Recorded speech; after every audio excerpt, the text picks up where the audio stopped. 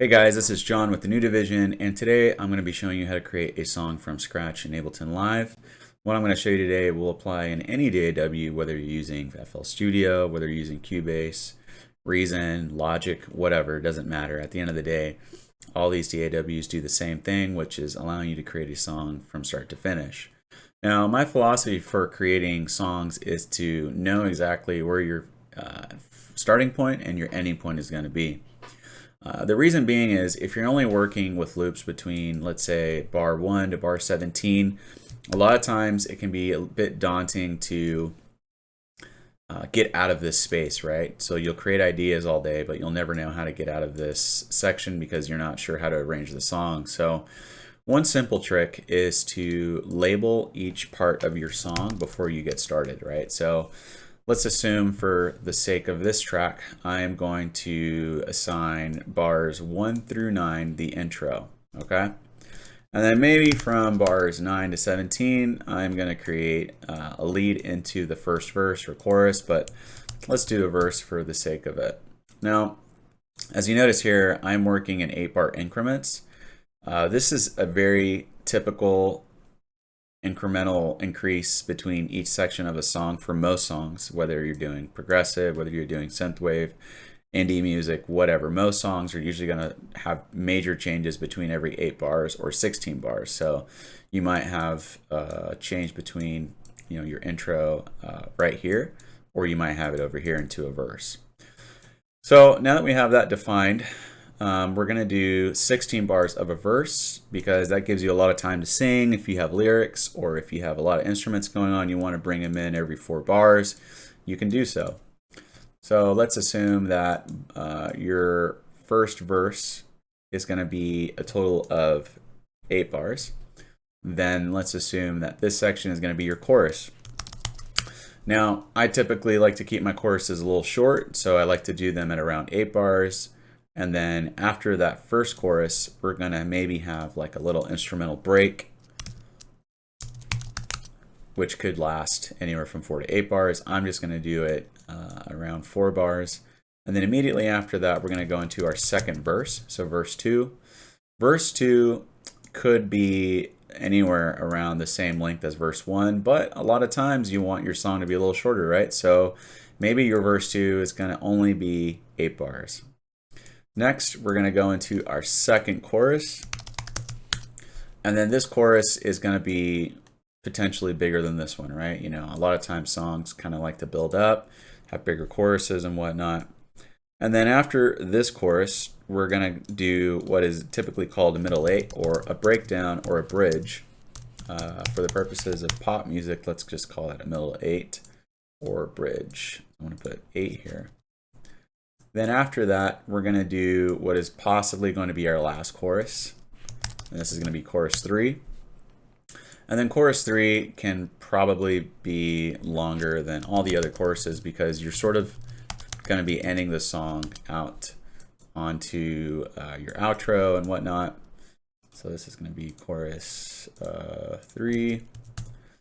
And then once you hit your last chorus, this can usually be about 32 bars, whatever you want to do.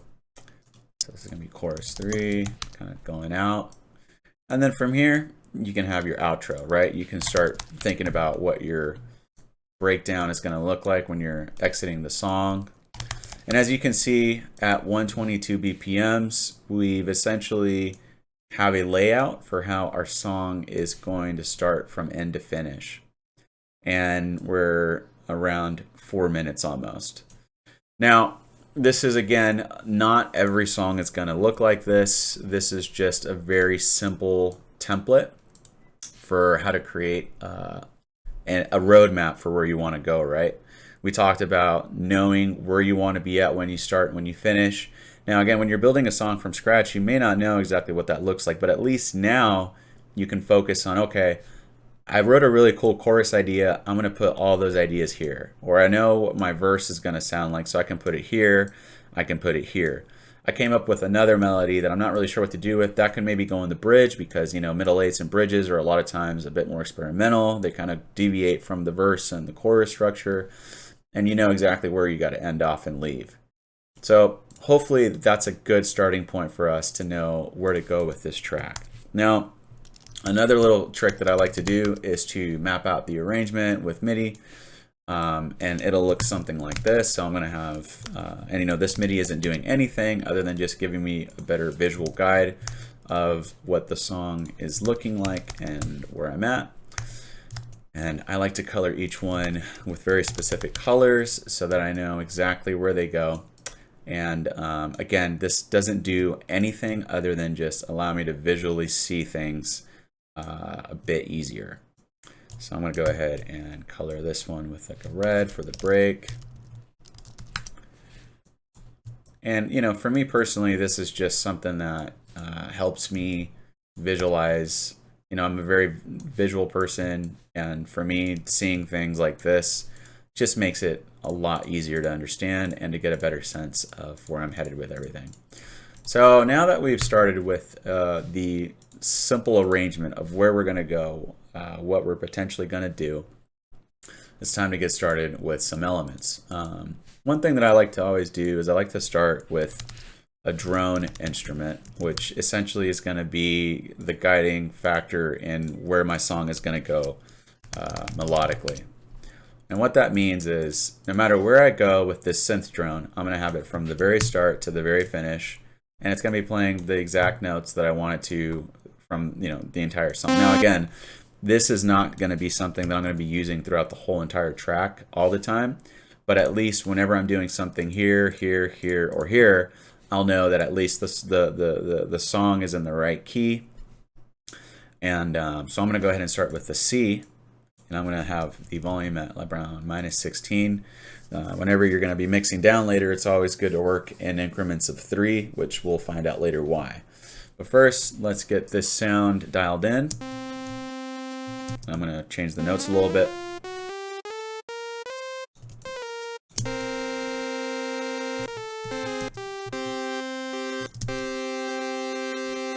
So there we have a very simple C chord, and this is going to be my drone. I'm going to give it a bit more washiness and give it a bit more of a ethereal kind of vibe. So let's hear that sound.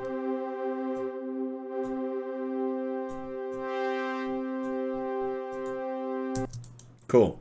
So we got our synth drone, which is going to be very useful for us to know what we're doing here, here, or here. So we have a pretty good roadmap melodically of what's going to be happening. I like to always label things in terms of buses. So this is going to be my pad bus because this synth drone is essentially like a pad. But the next thing I'm going to do is come up with a bass. So this is going to be my bass group for now. Bass, or bus, the bass. And I like to color my basses with very strong blue colors because blue begins with B and so does bass, so it just kind of makes sense to me. Let's go ahead and create a bass synth using the same C pattern, which not really a pattern, but it's just a drone. And we're going to start with a very simple bass note in C. I'm going to bring this down as well to -16 and bring this down to C3. And then I'm going to lower the octave down and start making like a synth bass.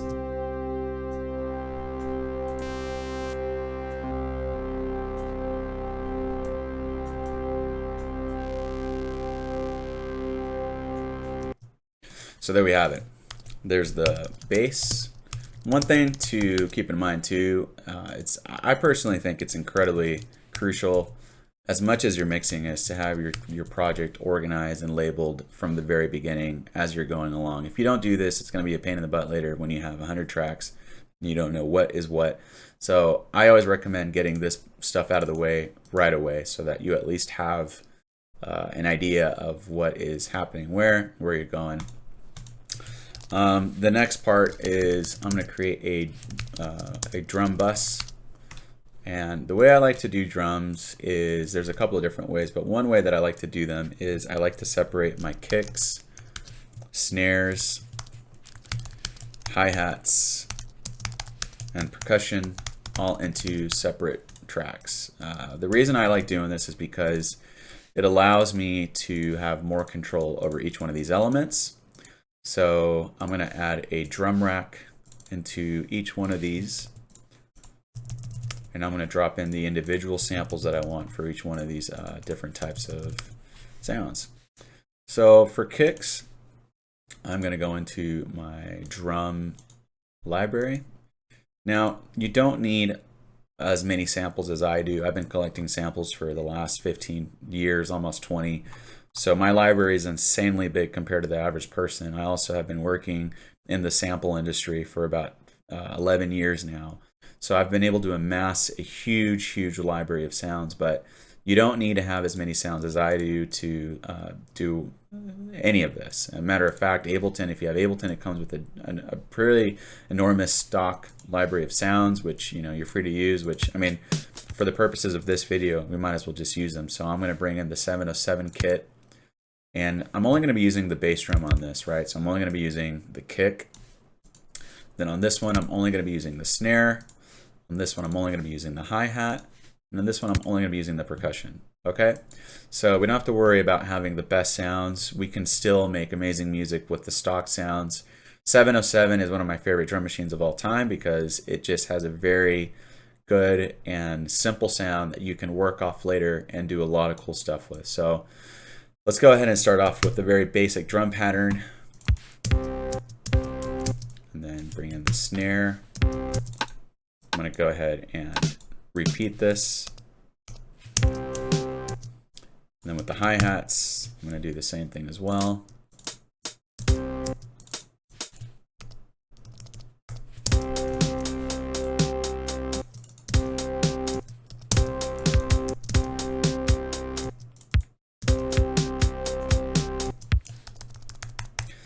All right, so there we have a very simple drum pattern. I'm assuming that this is probably going to come in during the verse. I'm going to leave the intro a bit empty because I don't really want to add anything yet there percussive wise until I know that I'm going to be doing something there. But for now, I'm just going to go ahead and start adding all of these drums everywhere else in the track. So I kind of have like a visual map of what is happening where. I'm going to skip the middle 8 because a lot of times middle 8s don't have drums. And I might actually bring the drums a little further here. So let's go ahead and start labeling everything here. The cool thing in Ableton is that if you select all of the MIDI clips at once, you can name them at the same time, which is a huge time saver.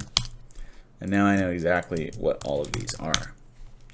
So thus far, we have a pretty good foundation for where this track could go. Let's hear how it sounds in context.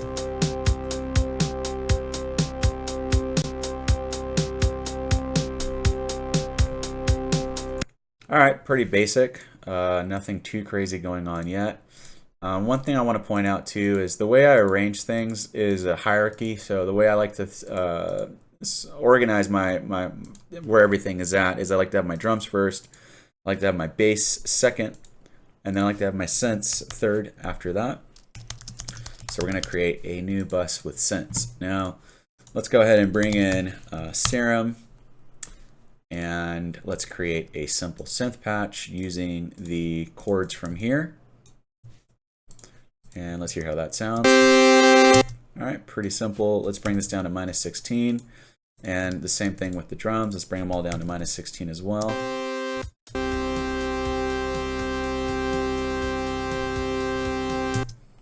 All right, so let's go ahead and add, I'm gonna add a chord arpeggio generator, which is a MIDI effect in Ableton Live.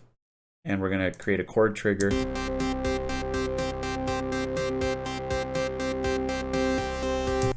All right, let's do some sound design real quick.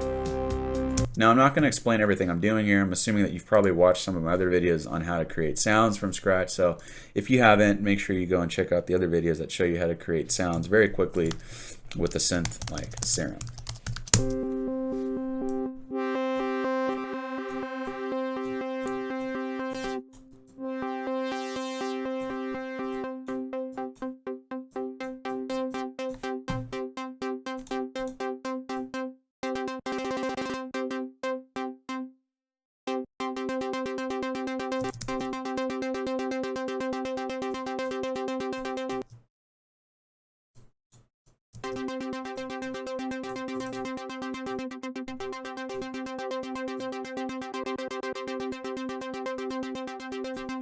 All right, so right there we got a pretty simple synth pattern.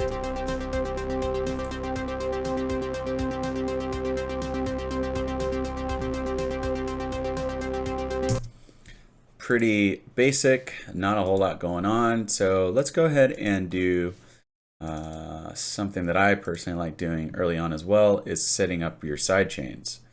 So what we're gonna do is we're gonna create a side chain to the bass, to the synth, and to the pads from the kick. And what does a side chain do? Well, a side chain is a signal source that feeds in information to a number of different things, but for the purposes of this video, we're gonna be feeding it into a compressor, which will do the following. So let's go ahead and set this compressor up real quick. I'm gonna click on sidechain. We're gonna bring the sidechain in from the kick. I'm gonna turn this EQ off. We don't need that right now. And I'm gonna set the ratio to about 2 to 1, or right there, yeah. And then let's go ahead and hear how this is gonna sound.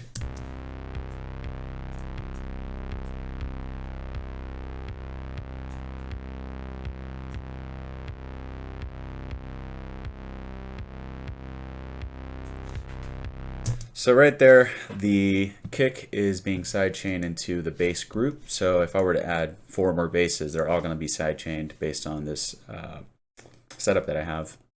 And you know what, this thing right here is the threshold. So as you can see here, wherever those peaks are, the threshold, the compressor is going to be sidechaining based on that peak. So the further down I bring it, the heavier the sidechain. And you can play around with the release and attack.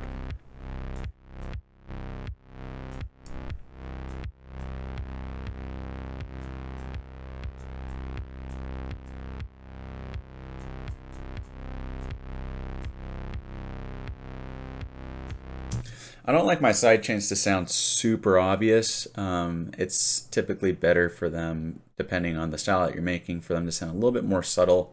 That way it kind of tricks the listener's ears. To me, it's more about mixing than making it into a creative effect. Now, if you're doing a certain genre like chillwave or vaporwave or like extreme progressive house or something, then yeah, you're gonna wanna do a bit more pronounced side chains, but for the purposes of this video, we don't need to. So let's go ahead and copy this compressor over to the synth so that the synth is also doing the same thing. And then to the pads.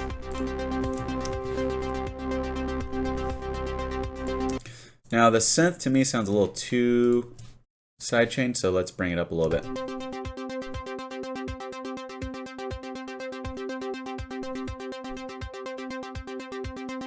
That sounds a little more natural to me. Now, one thing is the drums are a lot lower than the bass and the synths and all these guys. So what I'm going to do is I'm going to bring in a gain knob, or in Ableton we call it the utility, but this virtually every DAW will have a version of this where it's a gain knob that lets you control the volumes for all these guys. So what I'm going to do is I am going to turn each one of these guys down by -6. So I'm going to copy this utility tool here and then here. Then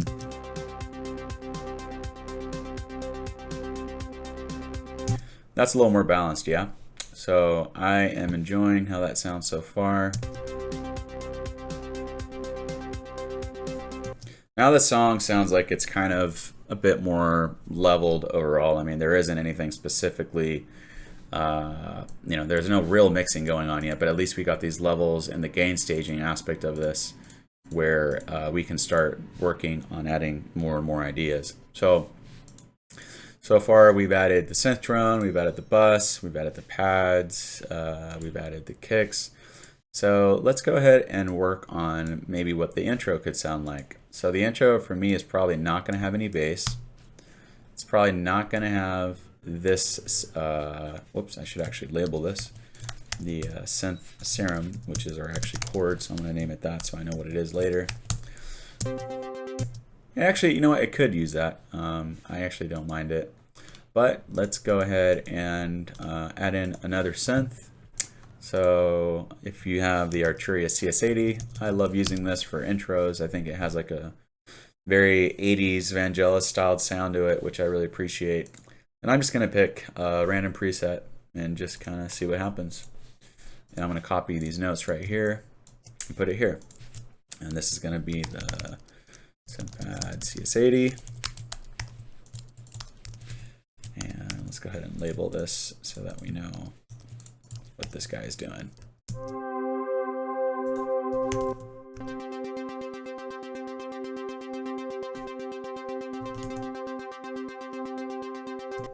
So one of the first things I want to do is after the first 4 bars, I feel like I want to do like a change at around bar 5 with this CS80 synth. And I'm hearing this note right here, so I'm going to move that when it starts hitting around 3 or 5. We'll see.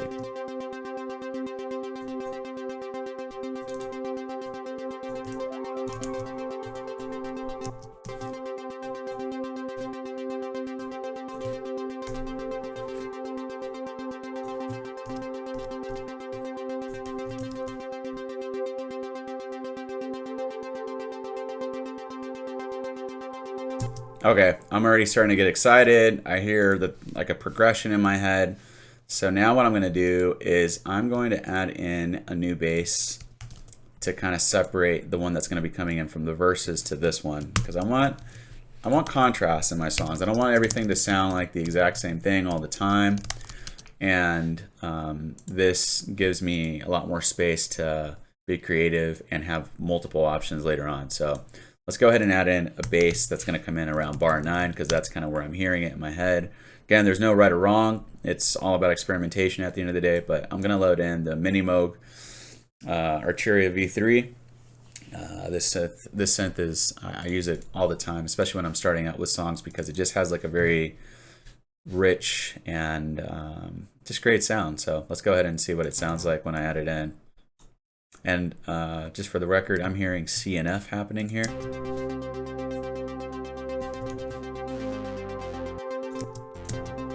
So I'm going to bring this up -12. And again, 3 increments by 3 dB is always the best way to go when you're starting out with any mix.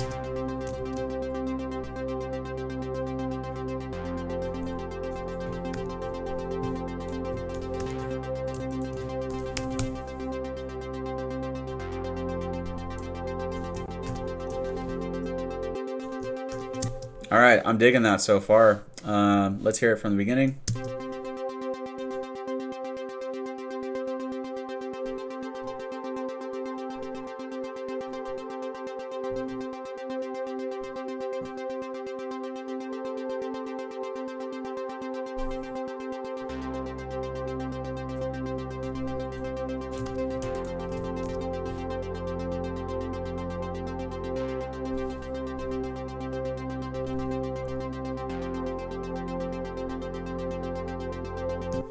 So I'm already hearing a verse progression with just that. I really like that verse progression a lot, so I'm going to keep it. That's just a decision I'm going to make, and I'm going to copy those notes into the other bass that I had, the bass serum. So I'm going to have both of those notes playing at the same time.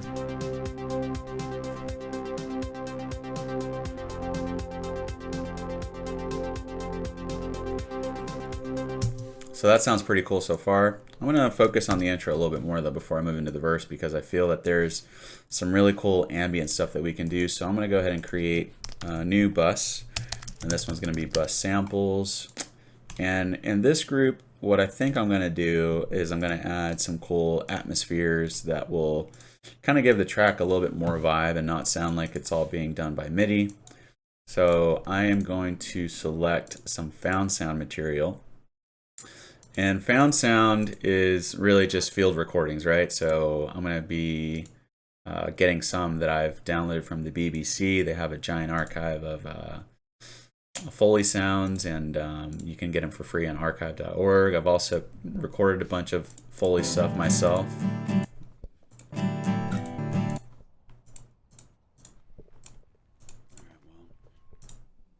One.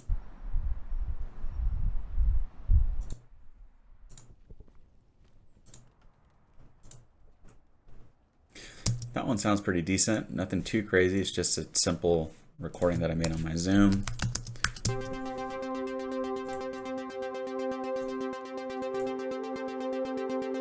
Not doing an incredible amount of stuff, but let's go ahead and find a sample in C major.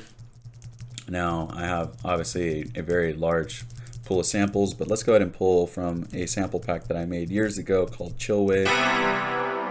I've done about 70 sample packs in my lifetime, and I use them constantly even to this day. There's always stuff that I find that I really find inspiring, even from 10 years ago that I've made. This one is Chill Wave 3, which I did with my partner Israel.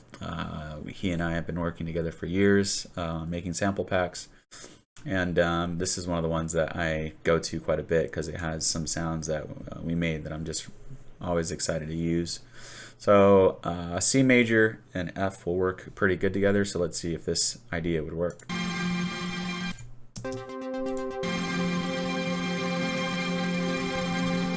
So the root of that sample is not going to work very well. So I'm actually going to do something, which is I'm going to cut out the highs, or the lows on it, I'm sorry.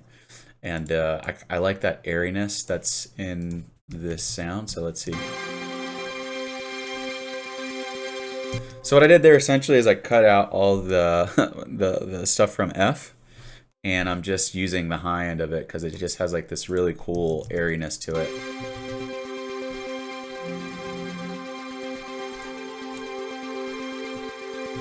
That already sounds super rad. I'm going to bring this down to -19, and then I'm just going to loop this for a bit because I feel like I'm going to be using it throughout the song. And I'm also going to bring back this compressor into here because I know I'm going to use it.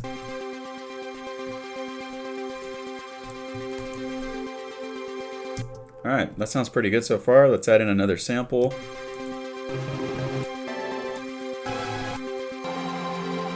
That one sounds really cool. I'm probably going to bring that one in about 4 bars in and do the same thing because I don't think it's actually in C. It's like an F, but they're compatible melodically. -19. With this one, I'm going to do an auto pan so that they're not just stagnant and in the center the whole time. So let's go ahead and do a little bit of auto panning. I like this one around the head. It sounds pretty cool.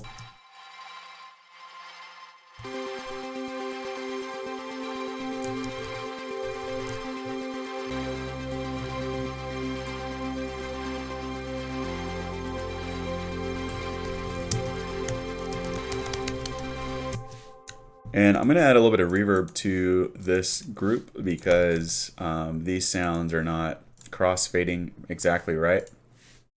So let's add some reverb. I love using the Arts Acoustic Reverb because it's just magical.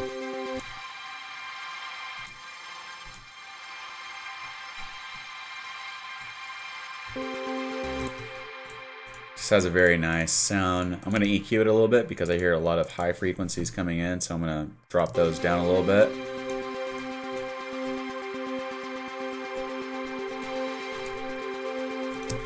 That way it's a bit more subdued, not so in your face.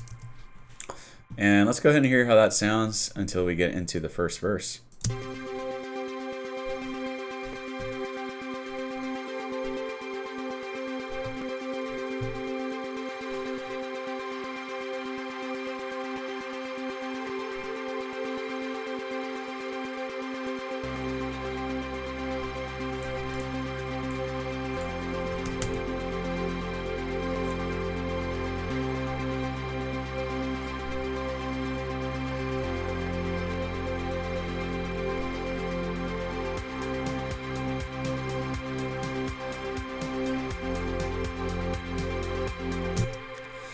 So I'm digging all that so far. So let's go ahead and copy over what we have for verse 1 into verse 2 because there's a good chance I'm going to be using these guys again.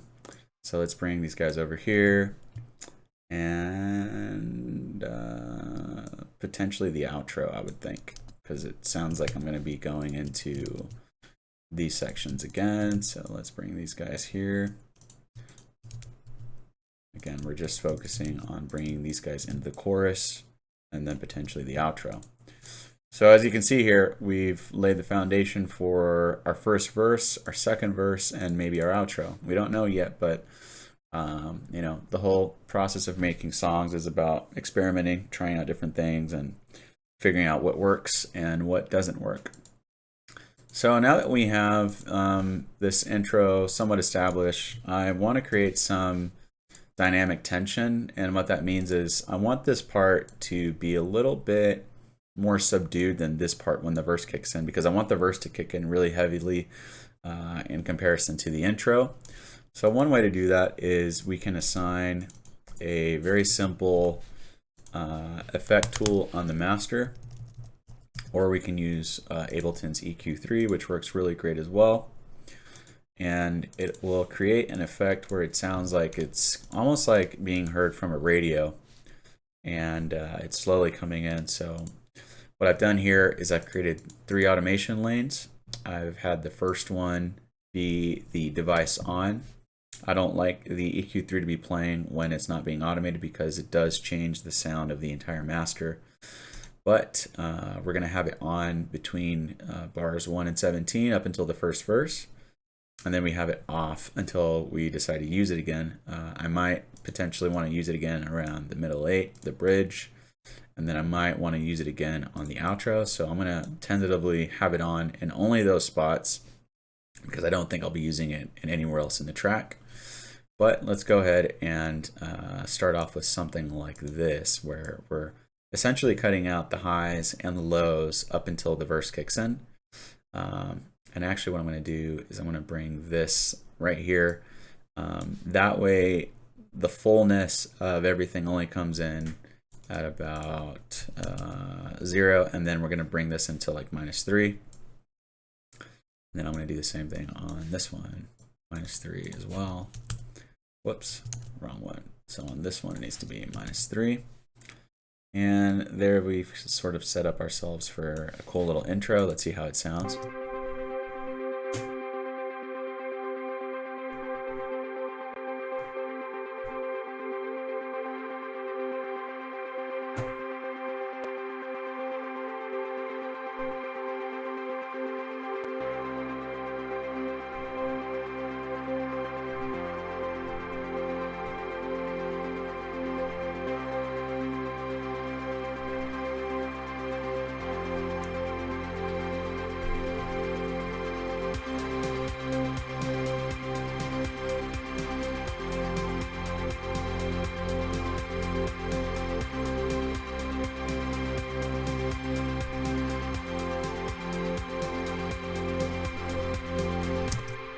And there you have it. That's a very quick little way to kind of build up an intro. Now that we have that sort of figured out, let's get the drums a little beefier. They sound a little too, you know, just basic. And I like to kind of get my drums to sound nice early on so that it's kind of inspiring the rest of the track. So I think first of all, let's just bring up the entire drum group a little bit. So let's bring it up to -13, maybe -9 or -10.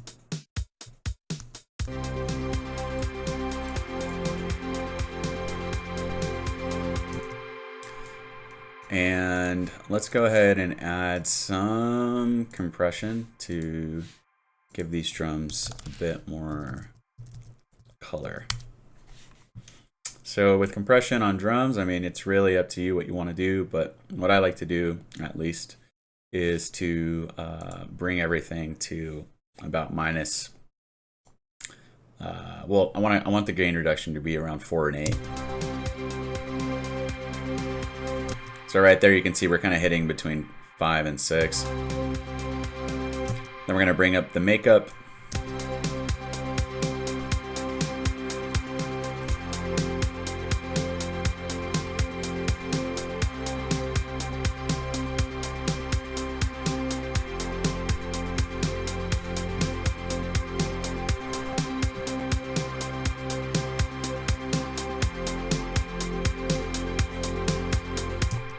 So already, I mean, the drums are sounding a lot beefier right there.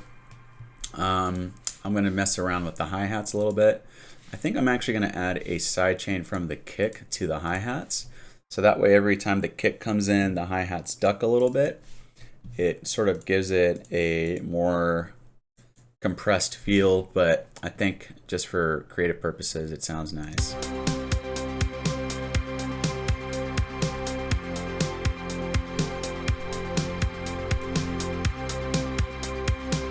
So right there, what I did is I kind of have the attack at the center. I brought the release down to 0.1 just so that it kind of makes the hi-hat kick back in pretty quickly.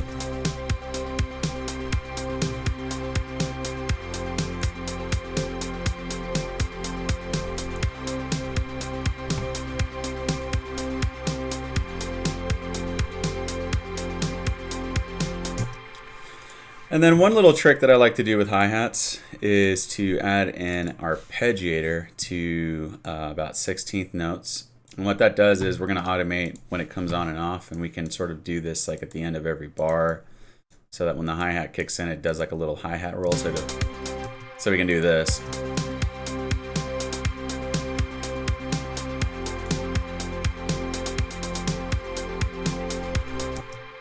And that just kind of creates a little bit of variation without having to mess with the MIDI notes. I mean, you totally can play with the MIDI notes and do that if you want, but this can be a quicker fix.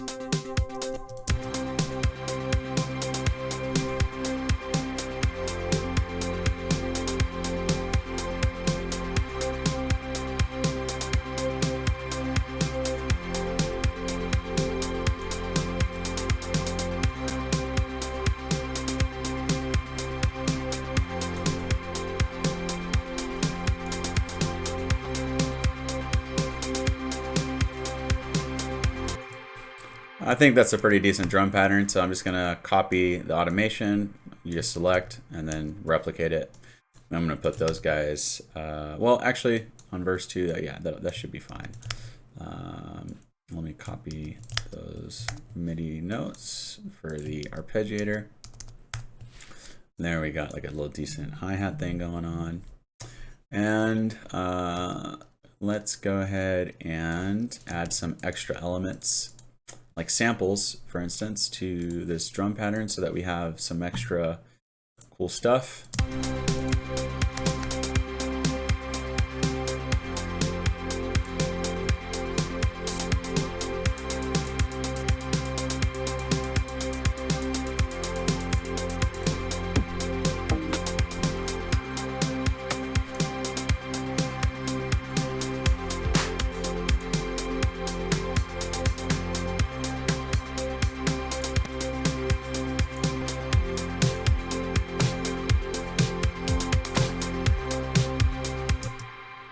So I like this loop a lot. I like how that snare sounds. I'm going to take out the other elements though. And we're only going to be using the snare for this sound because I think it sounds cool. And actually, I'm going to put this into a separate group because I don't want this snare to have double compression, because I'm assuming that this snare already has compression, so I want it to sound more natural. Don't want it to give more compression than is already in there. So we're just going to copy that pattern of snares and put it wherever else all these other guys are. Put these ones here, and then put these guys here, and then let's hear how that sounds.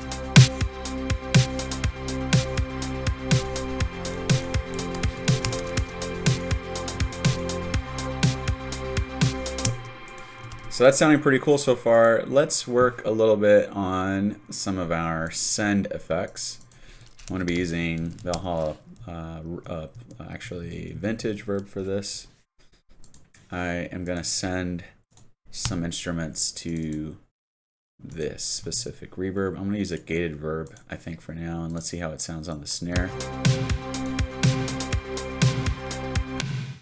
I'm going to take some of the lows out, and I'm going to bring this down to about -6.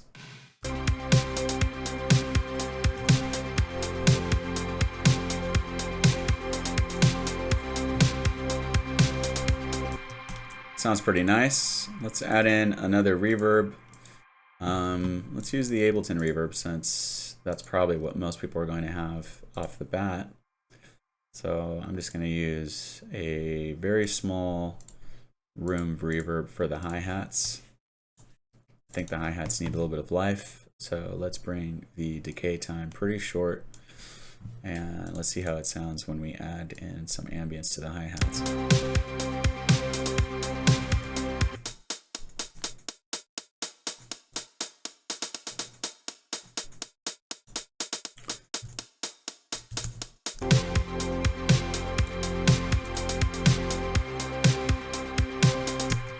As you can tell there, it's basically what it's doing is it's just adding some ambience, some grit to the hi-hats. It's not making it sound so stale. And you know, whenever you add sends like this, it really does add a lot of life to your tracks. So I highly recommend using sends. I always also recommend EQing after your send so that you make sure that you're not putting too much low-end information.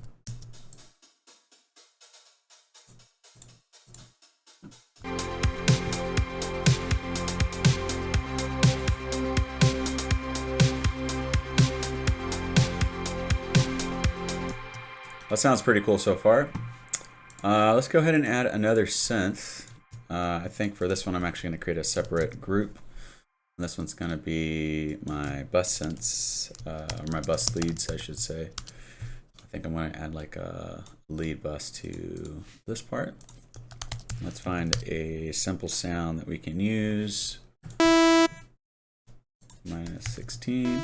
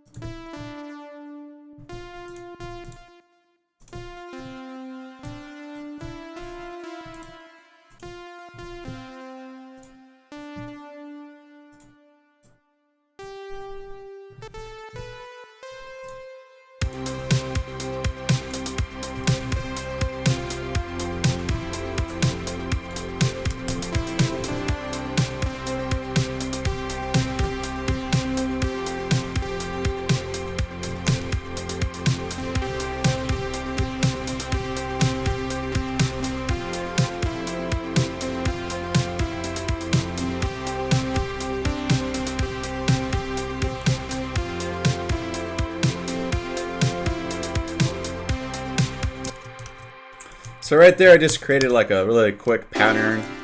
Don't know if I'm going to use it in the long run, but it's at least something else to kind of give this track some life and some extra inspiration, which I actually might even change that sound a little bit to something that I did a while ago.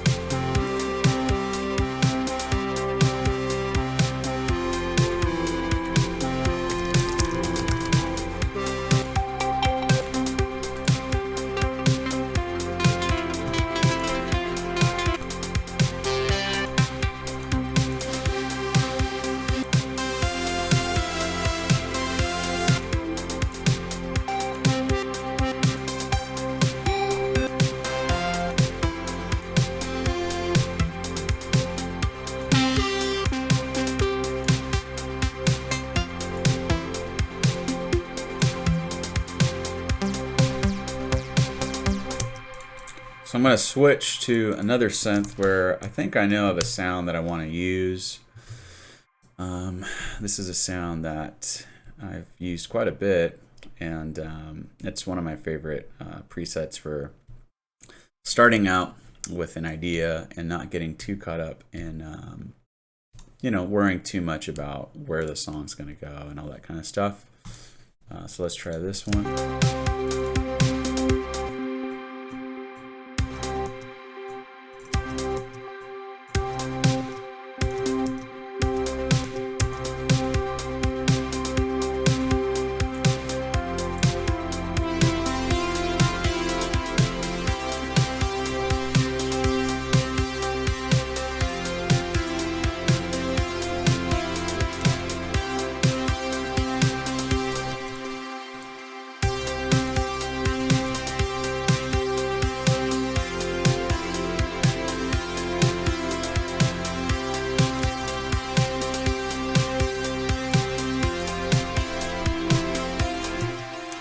So these basses are a little thin, so let's go ahead and bring them up a tad.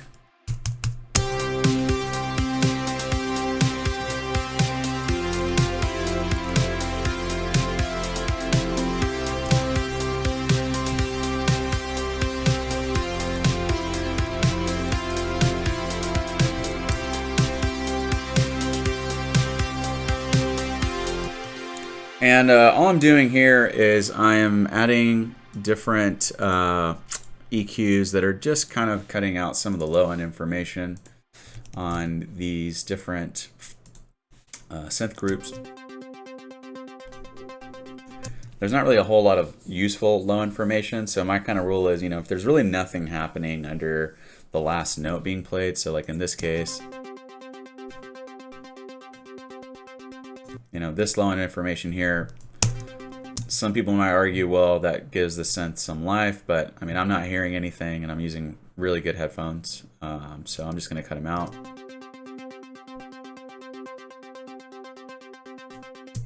And then took them out. So let's play around with the, actually, before we do that, let's go ahead and copy what we just did here to the verses. And let's figure out a different progression for the chorus so that the whole song doesn't sound exactly the same. Sometimes I would say, you know what, I really like just these two notes. It works. I'll go with it. But for the sake of this video, let's try to do something a bit more unique and different. So let's go into the chorus and see how that's sounding.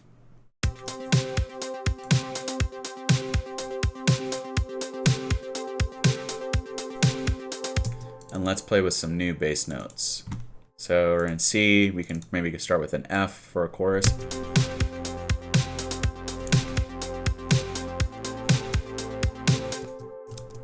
And then maybe go to like a D.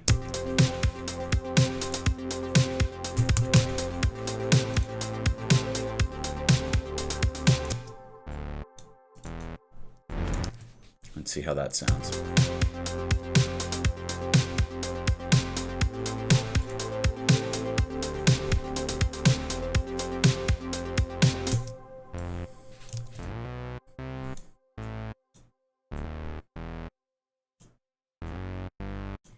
And let's play with that.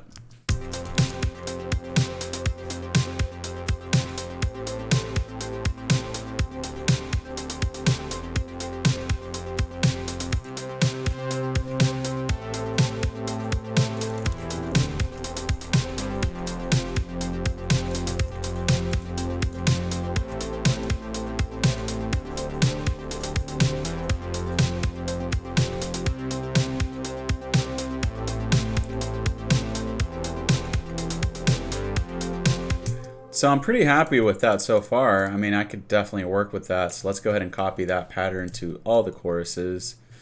And then there is a possibility that we might change that later. But for now, I think that's a good starting point. This chorus might be kind of short to my taste. So there is a chance that I could duplicate it and do something like this. But for now, I'm just going to keep it short. And let's add in another synth layer for the chorus to kind of have something different going on.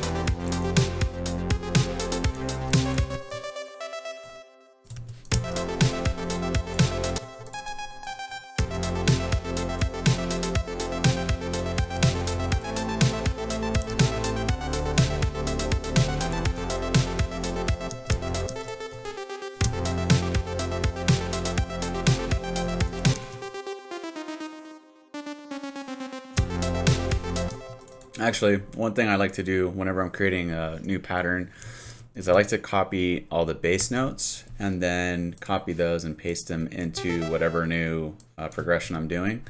So that way at least I have a good foundation for where things should go, right?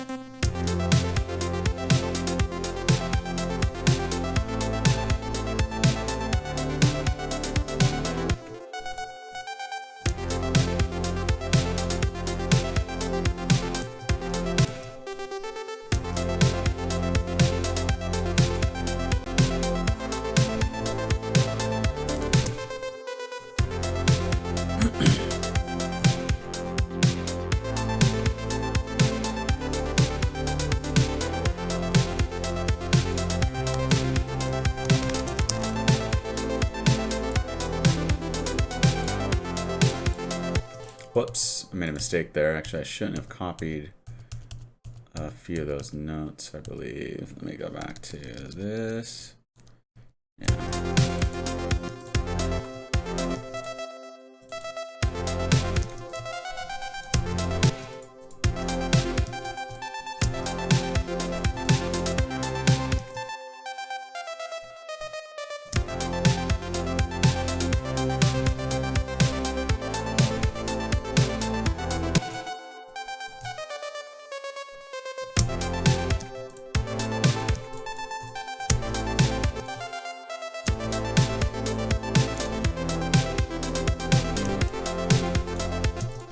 So that's a decent start. Let's play with the sound design a little bit.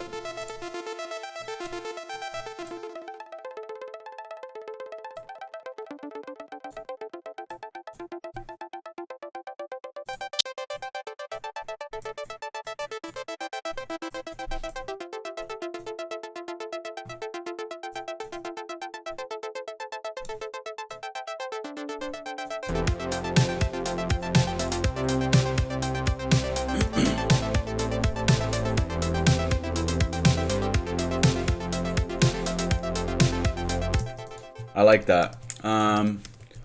For my taste, I think that these guys are a little bit too dry. So, and dry in the sense of it needing some extra flair. So I'm gonna add some wow and flutter to it. I love using Goodhertz wow control because it kind of has like a very nice analog sound. So it would sound something kind of like this.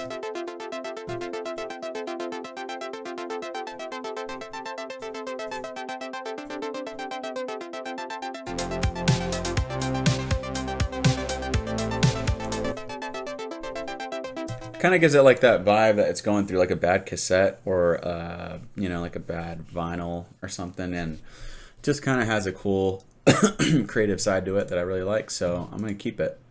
So now that I've added that to the chorus, I'm gonna go ahead and add this to the other choruses as well. And let's see how we are. Let's hear it from the beginning until the chorus.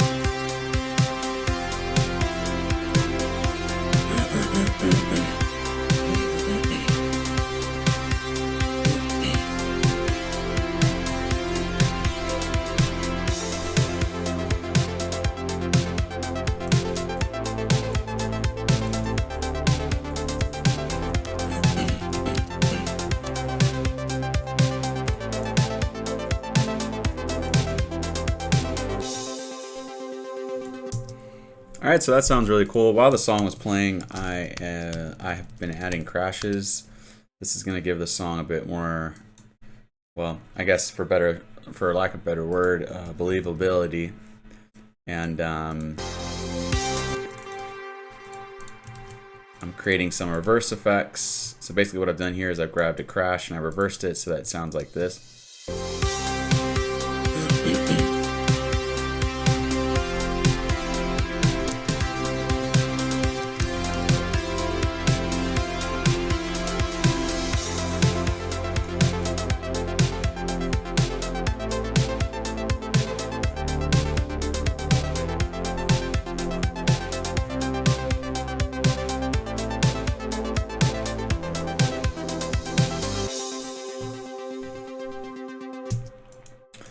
Yeah, so I'm digging that so far. Let's go ahead and add in a ginormous reverb that we can send instruments and effects to. Again, I like using the Arts Acoustic Reverb, but you can use any kind of reverb for this sort of effect. And what this is basically going to do is it's just going to add that nice washiness to everything. I'm going to also cut out some of the lows on both of these.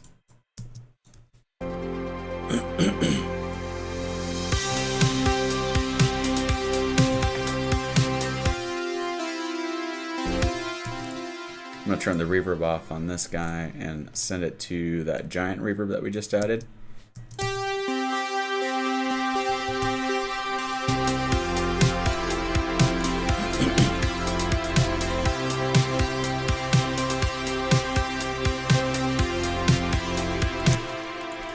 Alright, so I've added in just about everything I need to sort of move somewhere with the song, but the one thing I'm lacking is a sub bass, right? So I am going to add in a couple of sub basses that I've made that are very simple and easy to use.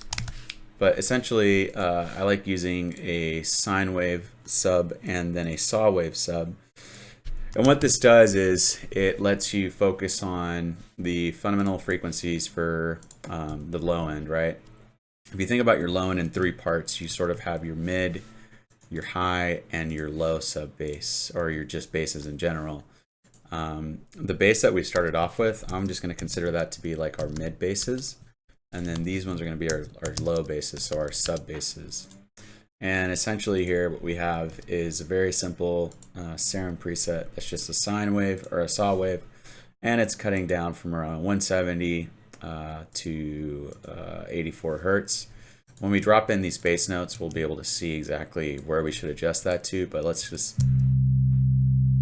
So yeah, we're hitting pretty much the second octave. If you can see here, this one right here is the first octave, and then this is the second octave. So where we have this filtering is actually a good spot for the first bass.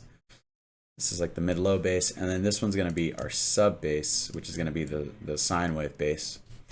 And I'm going to listen to how that sounds. I'm going to bring that down by -6, maybe -12.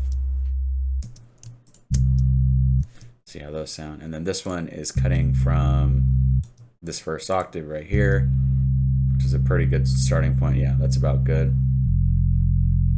Yeah, because we're just hitting these two notes. This one, and then the F and C.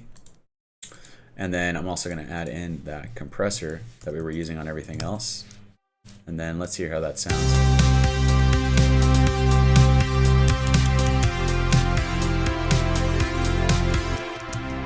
One important thing I forgot to show you was we need to cut this one at the second octave. So let's find out where that is for these basses.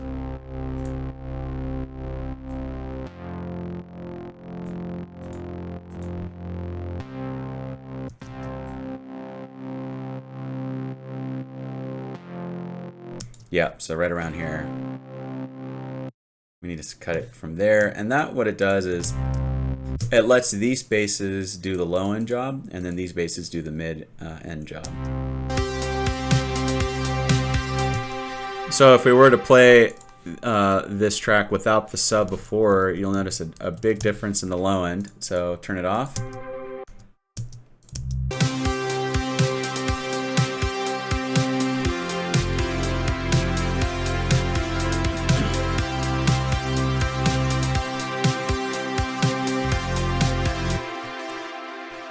So yeah, that just makes it sound a lot fuller, a lot more distinct. It's got a much bigger low end. And by the way, we haven't done anything on the master other than just that one automation thing. So since I'm going to want to export this later and listen to it, I'm going to put a limiter on it. That way, when I do render it, it's not going to clip or anything.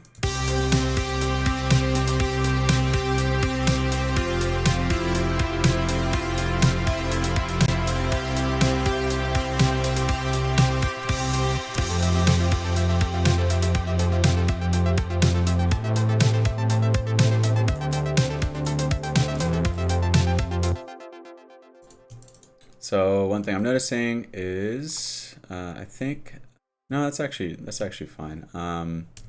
We might have to lower these notes to an octave lower.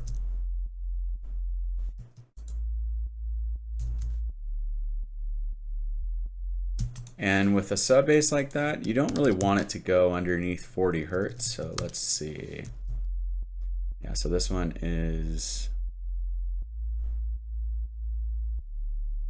yeah, so with this one, I'm going to bring it up an octave so that's a little bit more natural. And then, yeah.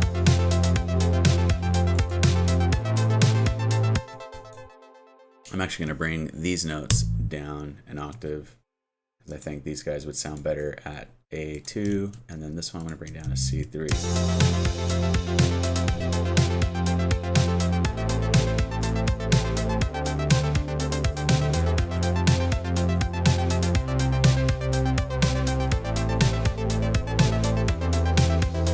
And that just kind of makes the low ends sound a little bit more clear. So this is going to be bass sub and bass sine sub. I'm going to rename these bass subs. I don't need to rename all of them because I already know what they're doing. And okay, so we got that section done.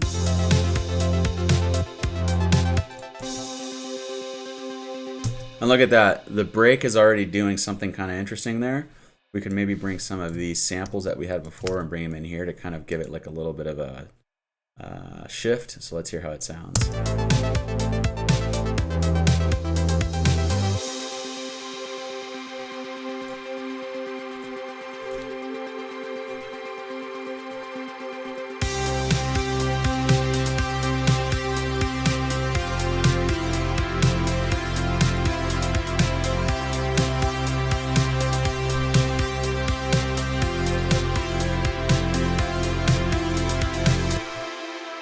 So that verse is a little too short, so I'm going to duplicate it.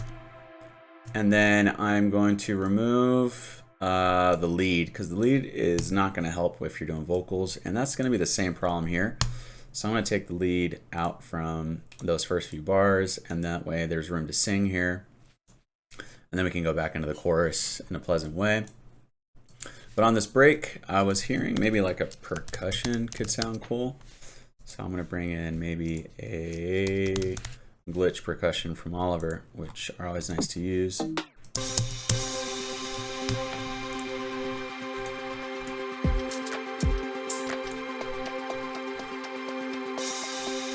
I like that. And again, all these samples are available on Splice. So if you're like, where do you get that from? Those are all Splice samples. Just search Oliver and you could probably find this exact loop by typing in that word.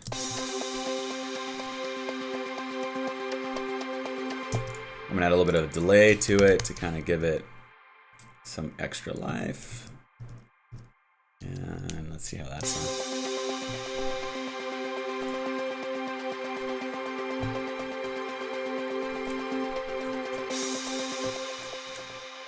I like that. One thing we can do here is add like a synth effect. Actually, not even a synth effect, just like a rising synth. So we're going to copy the chords that are going on here and then kind of have it rise up into this section.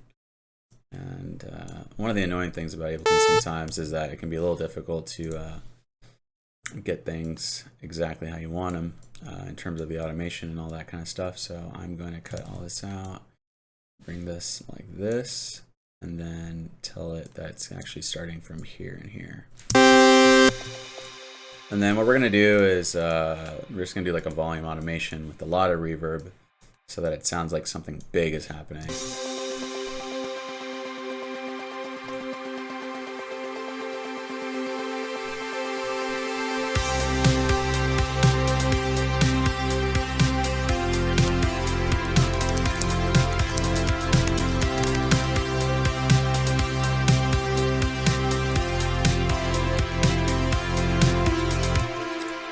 I mean, shoot, we could copy that again actually because it sounds kind of cool to do it twice from that chorus into this one. So we could do something like...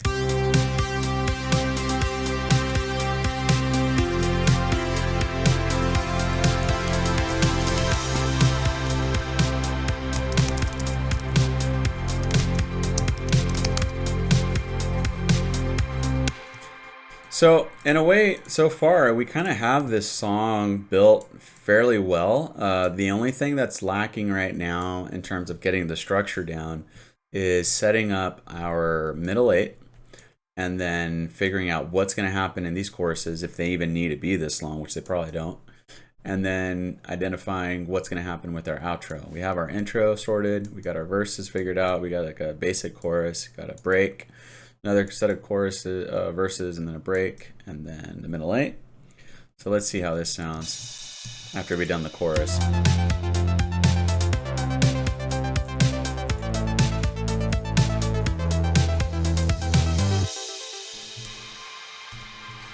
I would say we bring in these synths again into here and see how that sounds.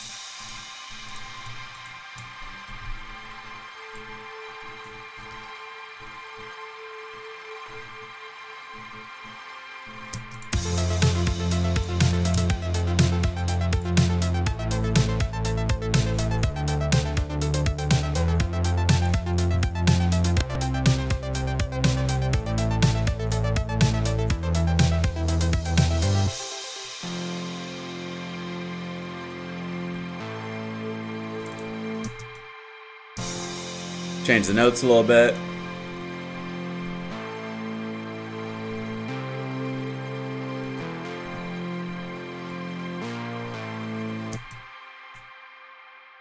And play around with some of the notes to kind of give it like a little bit of a different flavor.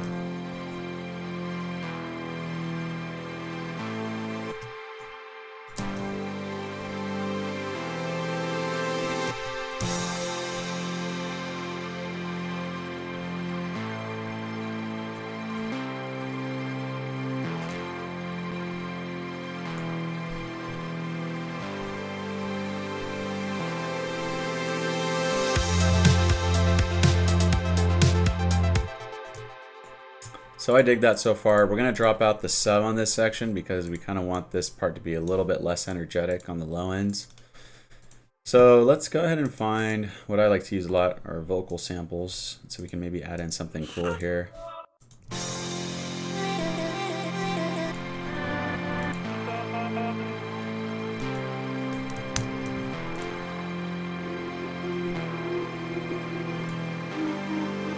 Let's bring back in those glitch drums that we had here.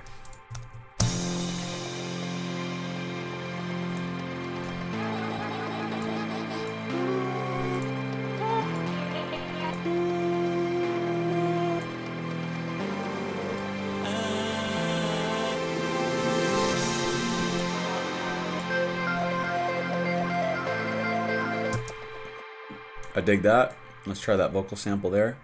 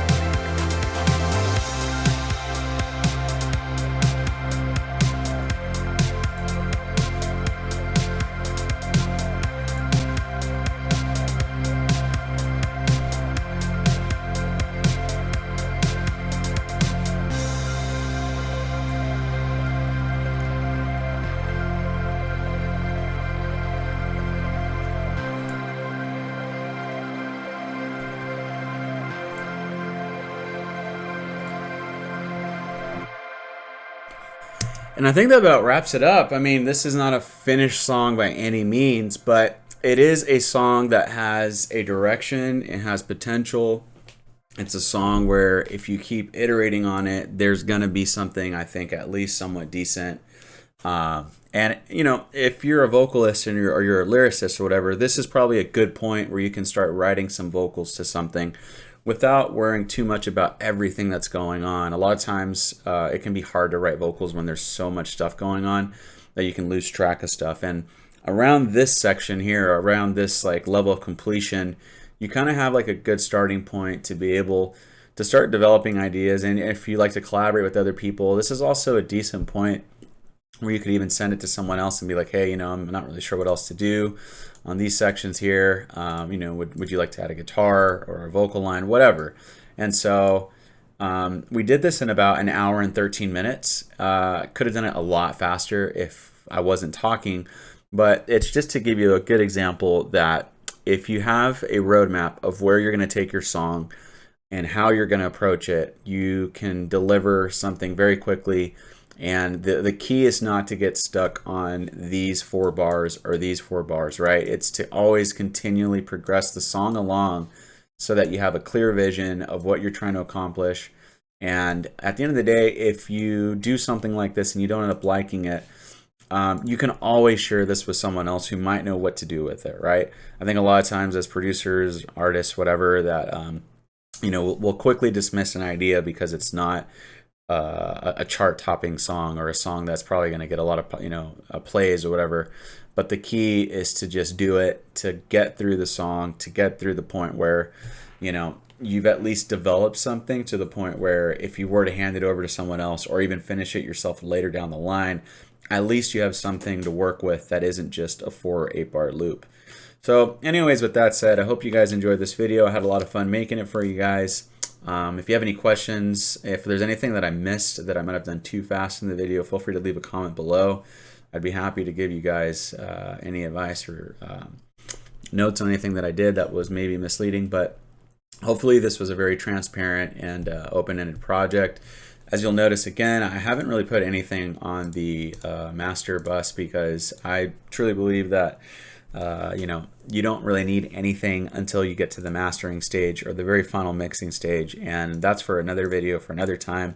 This video was strictly about how to get a song set up quickly and how to get at least a general idea of a starting point for something that you want to work on. So at any rate, thank you guys so much. I hope you guys enjoyed this. Feel free to leave me a comment below and don't forget to subscribe.